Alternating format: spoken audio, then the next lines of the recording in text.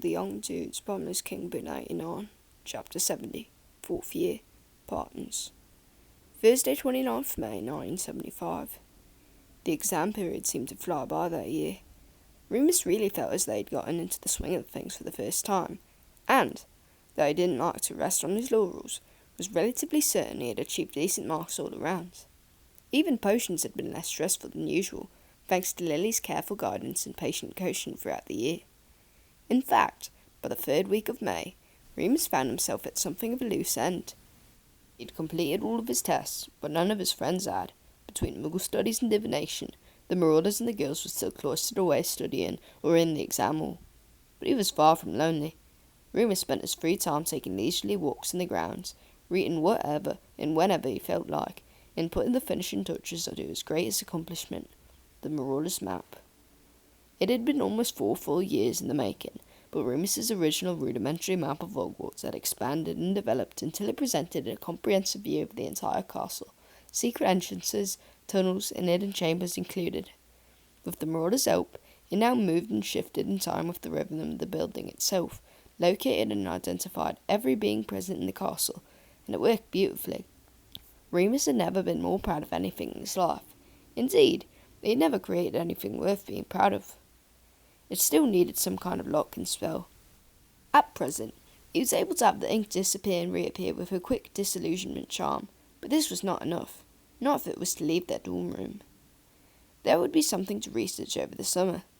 He had already spoken to Madame Pince about borrowing a few books, with the understanding that he would reimburse her in full for any damage, should it occur. Remus was looking forward to the summer, perhaps even less than usual. Now that he was fully aware of the political climate in the Wizarding world, he found the thought of stepping outside of it for 2 months very disconcerting. Who knew what could happen in the meantime, say nothing of the dangers friends might find themselves in. For the first summer since 1972, the Marauders would be completely separated. Sirius had been forbidden from seeing the Potters. Remus would be at St. Edmund's, as usual, for his own safety, and the Pettigrews were going to America to visit Philomena. Peter suspected to try and bring her home. Sirius's situation was the most concerning. James had tried everything, even writing to Dumbledore, but no one was willing or able to override the Black family's wishes. Even Sirius had resigned himself somewhat to his fate. "I love Reg," he sighed, heavily. "Maybe if he's not surrounded by Slytherins all the time, he'll listen to a bit of reason. He's old enough now." Remus had promised to write, every day if Sirius wanted him to. Even Mary had offered to try and visit, as she lived in London too. Of course, she was Muggle-born, and it was entirely out of the question. James actually had an escape plan ready to enact the moment Sirius gave the word. It involved a complex chain of communication, his broom, and breaking at least 10 wizarding laws. But they were all ready to do it. Even Peter, who had forgiven Sirius for his outburst in April, and been forgiven in turn. Remus had thought about how to spend his own summer, and had already decided he would not be repeating the events of last year. Not that he would turn down the chance to earn a bit of cash if it came his way. His plans on town and Greyback had not altered, and they would still need financing, but he also needed to stay focused. Staying out all night drinking and fighting was not productive, nor did it solve any of his problems. He also knew that he needed to keep a low profile for as long as possible, and getting himself arrested for petty crime was not a clever move. Having spent a fair bit of time indoors lately completing the map, and the weather being neither too hot nor cold for May, Remus decided to venture out on the grounds to read. He had finally read all of the Muggle books Sirius had brought with him to Hogwarts in their first year, and was now borrowing from Lily. She was a big Jane Austen fan, which was a shame, as Remus wasn't, but he was making do with Emma all the same. He sat under the dappled shade of a big beech tree by the lake, with his back to the Whomping Willow. As he feared, Remus soon grew bored of Mrs. Woodhouse's dreadful prattling. It turned out the stupid book was all about matchmaking, and he had had plenty of that already this year. Thank you very much. He put the book down and leaned against the trunk, looking up at the brilliant green leaves, his eyelids slowly sighing shut. He had a very strange dream. Though, Remus would think to himself much later, all dreams were pretty odd, weren't they? He couldn't remember exactly what was going on in the dream, or where he was, or who was with him. But there was perhaps another person, another body at least, very close to his own. It was an intensely physical sensation, similar to his memories of being a wolf, but undoubtedly more pleasant. The way this other body fitted against his was deeply soothing, warm, and satisfying in a way he'd never felt before. Remus wasn't sure how long he'd slept for, but when he awoke, there was chatter all around him. One of the exams had obviously finished, and the students were pouring out onto the grounds, exultant in their hard-won freedom. Remus blinked against the bright summer sunlight and straightened up, a bit embarrassed to have dozed off, not to mention the physical reaction the weird dream had prompted. He quickly rearranged the robes, looking about to check no one had noticed. His back was stiff and sore now, from leaning against the trunk. His mouth was dry, and his left foot had gone numb. He stretched and shook it out, wincing as pins and needles shut up his leg. "Watch him, Remus." A gruff, Liverpudlian accent came from behind him. "Not sleeping, were you?" "No," he said at once, as Ferox came into view. Remus grabbed up Emma and tried to pretend he'd only put it down for a moment. Ferox smiled at him, knowingly, but didn't make fun. He set down a heavy bucket of something slimy which smelled foul. Came to say goodbye to the squid. He nodded at the lake, which was still as a mill pond. "Are you going away for the summer, Professor?" Remus asked, mildly interested, as he rubbed his leg to get the blood flowing again. Ferox nodded, squinting out at the lake. "This summer, and maybe longer. Afraid I won't see you in September." "What?" Remus blinked, startled. "But who'll teach us care of magical creatures?"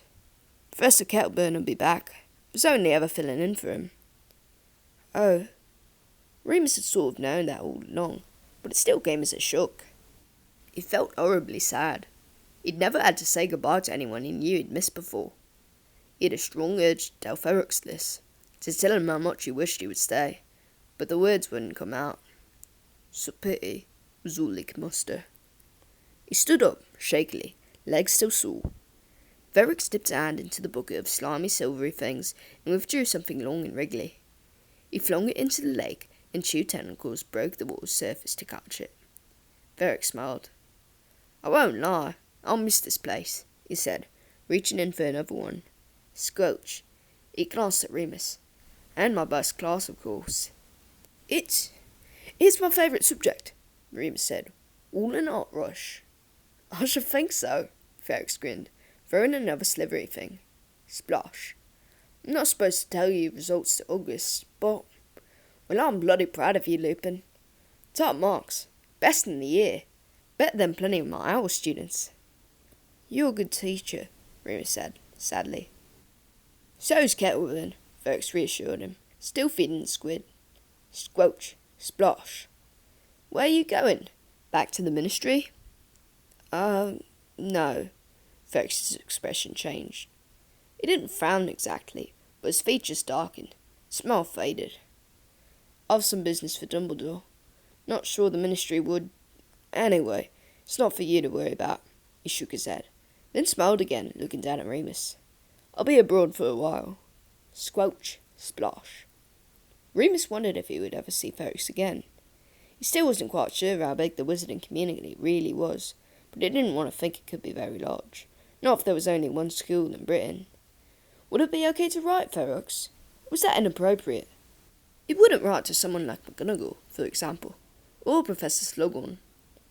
"I'll be asking Kettleburn for updates, you know," Ferox said, reading his mind. "So don't think you can start slacking. Us dead end works have to show the rest of those poor snobs how it's done, eh? Now more than ever." "I won't slack off," Remus said, fiercely. "I promise." Ferox laughed and nudged Remus with an elbow. "Good lad. Your dad'd be proud." Friday 27th June 1975. It was the last Friday of term. All of the exams and lessons were finished for another year, and Remus had made a mental list of all the packing he needed to do. This year, he and James had conspired together to ensure that all of Sirius's got done in time. James was gradually warming to the idea of letting Remus help when it came to Sirius's welfare. They'd planned that on Saturday morning, James and Peter would take him out for a few hours flying, while Remus would sort through everything. He promised he didn't mind. Anything that might help. They were all sitting around at dinner.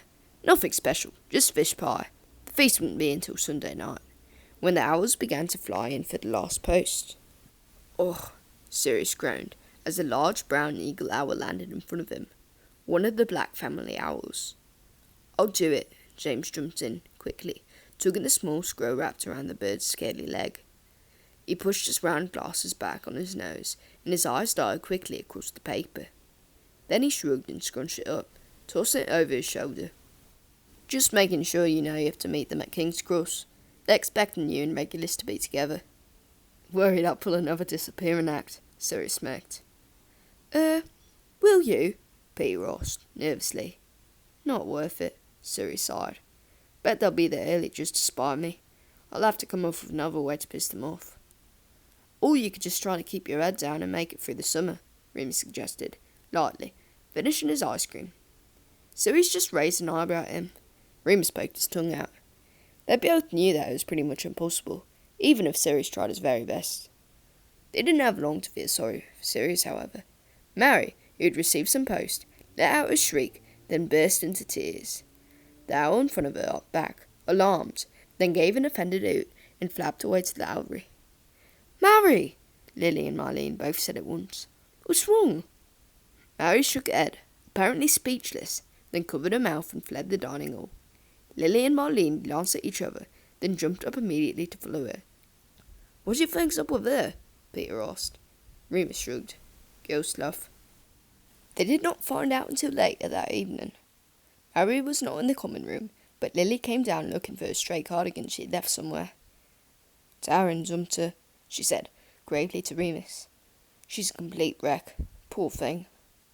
"Right before the holidays?" Remus said, shocked. "Bit harsh." "Yeah," Lily replied, sadly. "Said he couldn't be bothered waiting around for her while she's at school all year. Wants a girlfriend close at home. Thinks she's well shot of him. He sounds horrible." "Bet Marlene's happy, though," Remus grinned. "Won't have to hear about it anymore." "Don't bet on it." Lily's face was grin. "She hasn't shut up about how much she loved him yet." "Poor thing."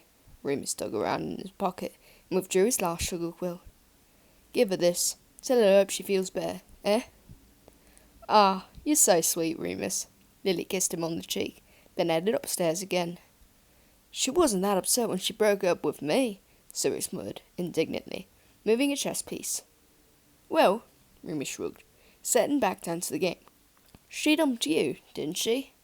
Expect it's different when the other one getting dumped." "I wasn't that upset." "I didn't think you and Mary were that serious," James yawned, playing exploding slap on the rug with Peter. "You're only 13. 14, Sirius corrected. "But I take your point. Didn't really give it a fair go, did we?"